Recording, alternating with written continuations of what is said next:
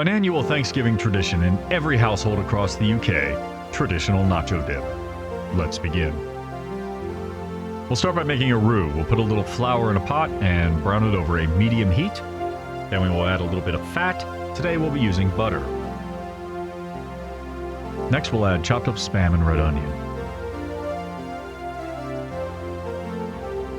Then stir in some spinach.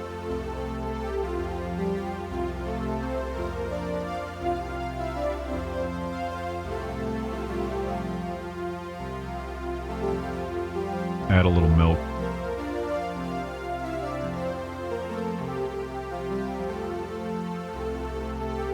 Now we dump in some cheese and stir to a nice, even texture.